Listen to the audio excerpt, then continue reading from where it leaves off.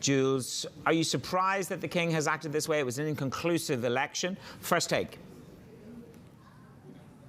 Yeah, well, I think, as you say, this has been decades in the making of Anwar Ibrahim, really hoping to become Malaysia's Prime Minister after a tumultuous political career. Remember, he had also spent time in jail and he has almost got to the Prime Ministership a number of times. So he would be very happy that his reformist Pakatan Harapan party has managed to form this unity alliance with the coalition members of the Barisan Nasional, which had won 13 out of the past 15 elections and had said earlier in the week that they didn't want to support either party in terms of getting them over the line with that 112-seat majority until the king called all those MPs to them and really asked them to try and form a unity government here. So they decided not to go with the pro-Malay former Prime Minister Juliette Saly and form what could have been more of a Islamist pro-Malay conservative party. Instead, they are going to try and form this unity government. Now, we are hearing that Anwar Ibrahim will be sworn in at 5 p.m. local time.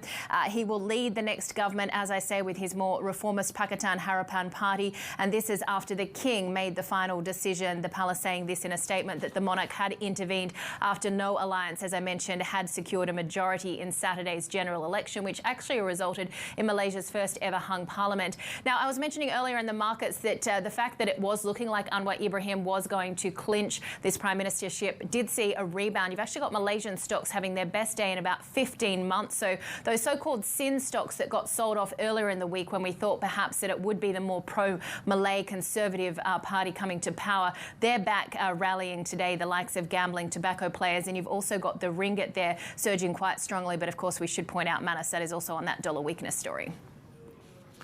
Yeah, I mean, just looking at some of the data here, I mean, it surprised everybody with near 9% growth in the second quarter of this year.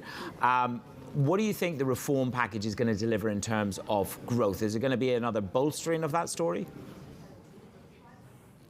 Well, this is kind of what both parties had really tried to win the election on too, saying that they would try and raise the minimum wage. Now, as you mentioned, I was in Kuala Lumpur over the weekend. My producer and I were out and about in the streets and talking to a lot of Malaysians, and really the cost of living was a key concern for a number of voters. The average national minimum wage is 1,500 ringgit a month. That's about $329 US.